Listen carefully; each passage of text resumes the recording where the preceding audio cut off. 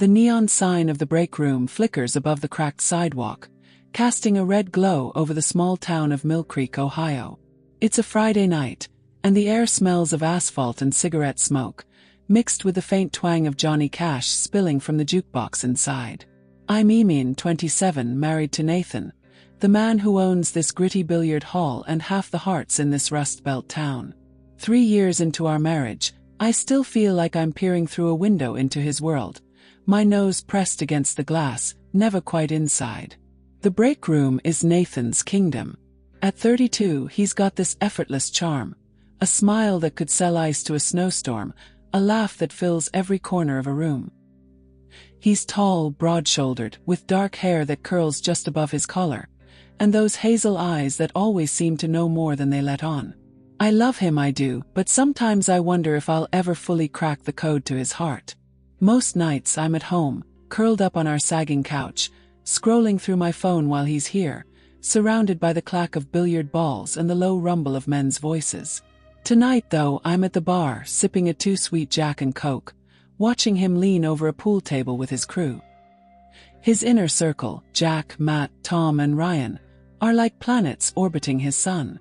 Jack, pushing 40, is a former steelworker, tall and rugged, with a voice like gravel and stories that could keep you up all night. Matt, lean and quiet at 35, has eyes that cut through you and a sly grin that hints at secrets he's not sharing. Tom, 40, is the loud one, stocky with a belly laugh that masks something heavier. Ryan, 29, is the baby of the group, all boyish charm and quick quips that slice through tension like a knife. I've shared drinks with them, laughed at their jokes, but I'm not one of them. I'm Nathan's wife, the girl on the sidelines, always just out of reach of their world.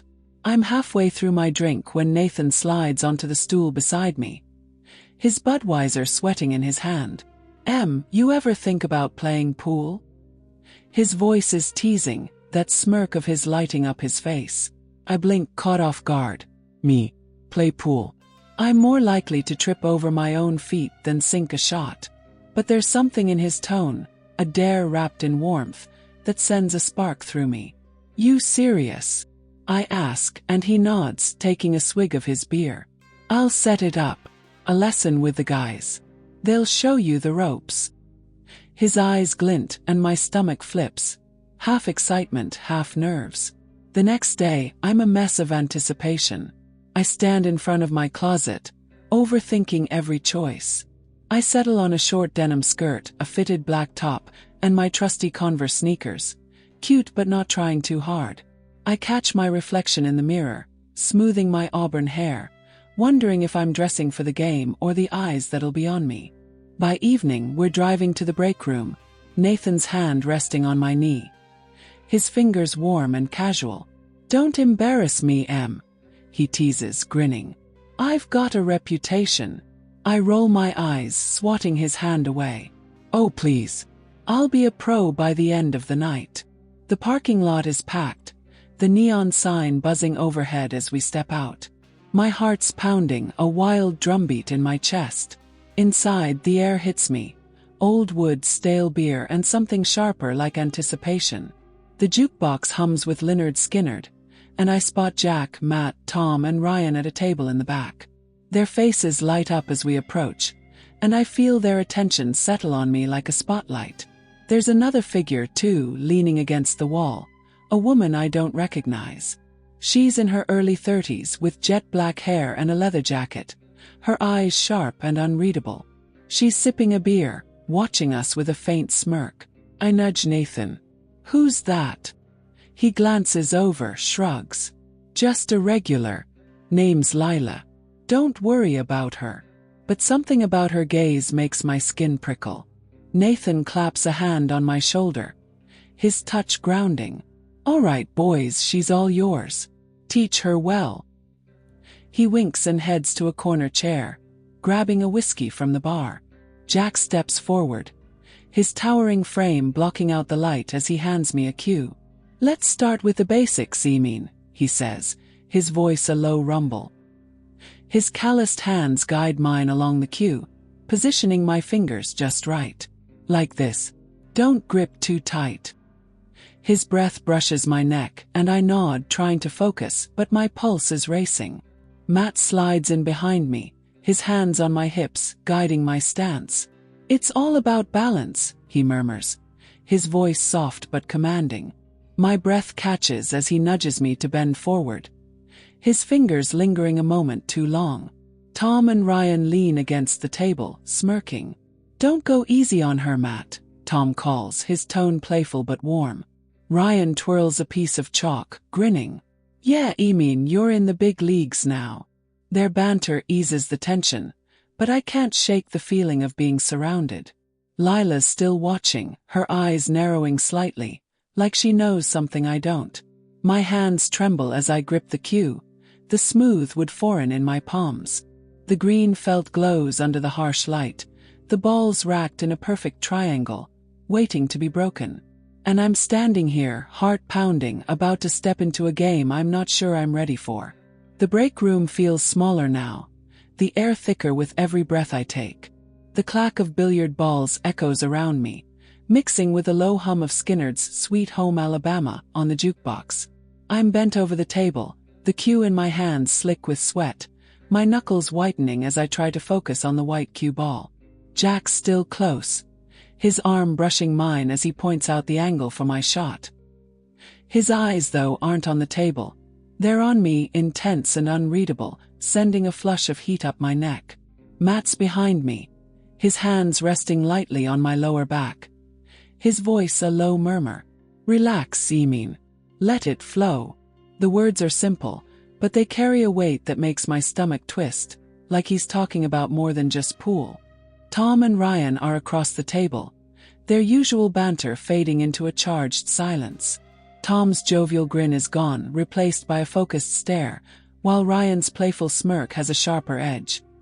His eyes locked on me like I'm a puzzle he's trying to solve. The denim skirt I picked feels like a bad choice now, riding up just a fraction as I lean forward, making me hyper-aware of every inch of exposed skin. The air is heavy, laced with the musk of their cologne, woodsy, sharp, and the faint bitterness of beer on their breaths. It's a sensory overload, pulling me deeper into this moment, my pulse hammering in my ears. I steal a glance at Nathan, lounging in his corner chair, whiskey glass catching the neon light. His smile is wider now, curling at the edges in a way that feels knowing, like he's watching a play he wrote himself. My heart skips, a mix of guilt and curiosity swirling in my chest. What's he thinking? Why does he look so calm? I try to focus on the cue, running my fingers over the chalk tip, mimicking Jack's instructions. The green felt stretches out before me, scuffed at the edges, the balls waiting to be scattered. But my mind's a mess, caught between the game and the electric tension building around me. Lila's still there, leaning against the wall, her leather jacket creaking as she shifts. Her dark eyes flick between me and the men, her smirk growing sharper, like she's waiting for something to unravel. I want to ask Nathan about her again, but he's too far, and the guys are too close, their presence pressing in from all sides. Jack leans closer, his arm grazing mine again, sending a shiver through me. "Line it up, he says, his voice low, almost intimate. I nod, swallowing hard, but my hands shake as I position the cue. Matt's hands slide to my hips, guiding me forward, his touch firm but careful. "Steady," he whispers, his breath warm against my ear. My face burns, and I'm not sure if it's embarrassment or something else entirely. I take the shot, and it's a mess. The cue ball barely grazes the others, sending them rolling lazily across the table. Tom chuckles, breaking the silence. "Gotta hit it with some guts, Ryan grins, tossing the chalk in the air. "Don't worry, you'll get the hang of it." But their eyes don't match their light words. They're sharp, hungry, watching every move I make. The tension in the room shifts, growing heavier, like the air before a storm. I'm caught in it, my body buzzing with a mix of nerves and something darker, something I don't want to name but can't ignore. Lila moves then, stepping closer to the table, her boots clicking on the hardwood floor. "Mind if I watch?" she asks, her voice smooth but edged with something I can't place.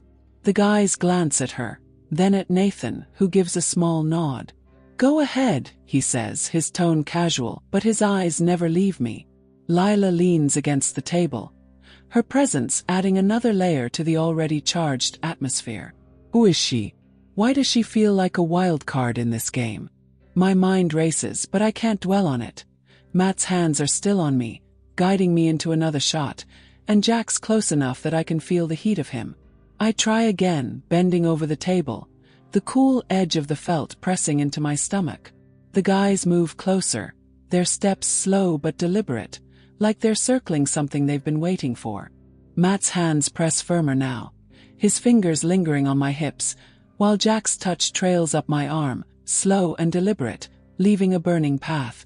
Tom and Ryan step in from the other side, their casual postures gone, replaced by something more intense. Lila's watching, her eyes glinting with a mix of amusement and something darker, like she's seen this play out before. My heart's a wild thing in my chest, pounding so hard I'm sure they can hear it. I want to step back to laugh this off, but there's another part of me, a hungry, reckless part, that's pulling me forward, whispering to see where this goes. The air feels electric now, the space between us shrinking, the jukebox fading into a distant hum. I'm hyper-aware of every touch, every glance, every shift in the room. Nathan's still watching, his whiskey glass raised in a silent toast. His smile darker now, like he knows something I'm only starting to grasp.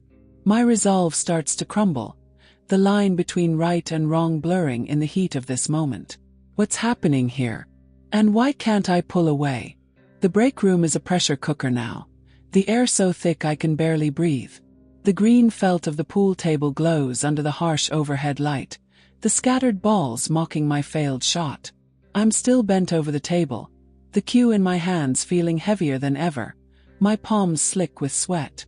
Jack's arm brushes mine, his touch lingering, sending sparks across my skin. Matt's behind me, his hands on my hips, pressing just a little harder. His presence a solid wall that makes my breath hitch. Tom and Ryan are on either side, their earlier smirks replaced by something raw, their eyes locked on me like I'm the only thing in the room. Lila's still here too, leaning against the table, her dark eyes glinting with a knowing edge that sends a chill down my spine. My heart's pounding, a frantic rhythm drowning out the jukebox's faint strum of Free Bird. The air is laced with their cologne, musky, sharp, and the bitter tang of beer, pulling me deeper into this storm. I try to focus on the cue, the chalk tips scratching under my fingers, but my mind's racing, caught between fear and a hunger I didn't know I had. Matt's voice is a low growl in my ear. Just let go, Emin. His words are a nudge, a suggestion of something beyond the game, and my stomach twists with a mix of guilt and thrill. Jack's fingers trail up my arm, rough but deliberate, leaving a burning path. Take the shot, he murmurs, but his eyes are on me, not the table, intense and unyielding.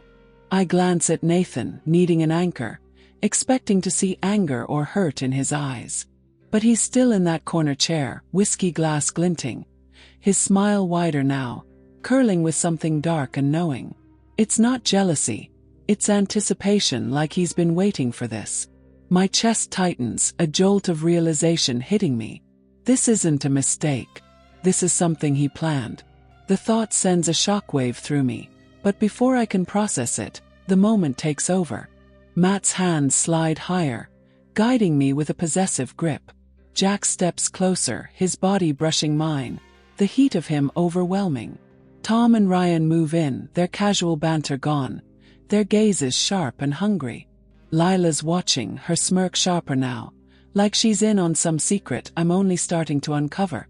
The table's edge digs into my stomach as I lean forward, my skirt riding up just enough to make me feel exposed, vulnerable, but strangely alive. The guys close in tighter, their touches bolder now. Jack's hand on my arm, Matt's on my hips, Tom brushing a lock of hair from my shoulder, Ryan's fingers grazing the edge of my skirt. It's a whirlwind, a blur of sensation and forbidden thrill that sweeps me under. I'm caught in the center, surrounded by Nathan's 4 closest friends, each of them pulling me into something I never saw coming. My body responds, leaning into the chaos with a hunger I didn't know I possessed, drowning out the guilt trying to claw its way to the surface. Lila steps closer, her boots clicking, her presence adding a strange edge to the moment. "Looks like you're a quick learner, Emin," she says, her voice low and teasing, but her eyes are cold, calculating. I want to ask what she means, but the words stick in my throat. The guys don't acknowledge her. Their focus entirely on me, their touches igniting something wild inside. It's intense, messy, a collision of desire and recklessness I don't resist. The jukebox fades, the clatter of cues hitting the floor a distant echo. The cool felt presses against my skin, grounding me in this surreal storm. Midway through, my eyes dart to Nathan again.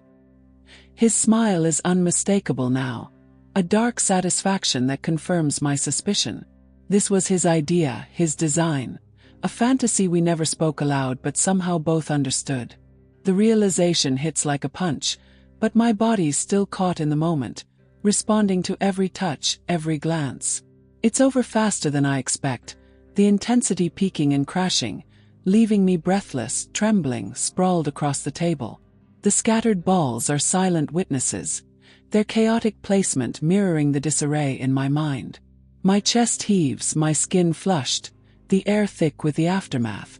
The guys step back, their breaths heavy, their gazes shifting to the floor, like they're waiting for what comes next. Lila's still there, her smirk gone, her eyes narrowed as she studies me. "Well, that was something," she says, her tone unreadable. I push myself up on shaky elbows, my legs unsteady as I slide to the edge of the table. Nathan's boots click on the hardwood, slow and deliberate as he approaches. His whiskey glass catches the light, his tall frame looming over me. For a moment, his expression is a mask, and my stomach twists with uncertainty. Then his lips curve into a grin, wide and knowing. "Now you're truly part of the club, Emin," he says, his voice smooth, carrying a weight that settles into my bones. I'm still on the edge of the pool table, my sneakers dangling, my breath coming in shallow gasps. The break room feels different now, the neon glow softer, the jukebox's hum of Tuesdays gone, almost mournful. The green felt is cool against my flushed skin, grounding me as I try to piece together what just happened. My heart still racing, a wild rhythm echoing the chaos in my mind. Jack, Matt, Tom and Ryan have stepped back, their postures tense, wiping sweat from their brows, avoiding my gaze like they're unsure of what this moment means. Lila's still here, leaning against the wall, her leather jacket creaking as she shifts, her dark eyes locked on me with that same unsettling intensity. Nathan stands in front of me, his whiskey glass cradled in his hand, the amber liquid catching the light. His words, "Now you're truly part of the club, Emin," hang in the air, a strange mix of absolution and invitation. I stare into his hazel eyes, searching for doubt or regret, but there's none.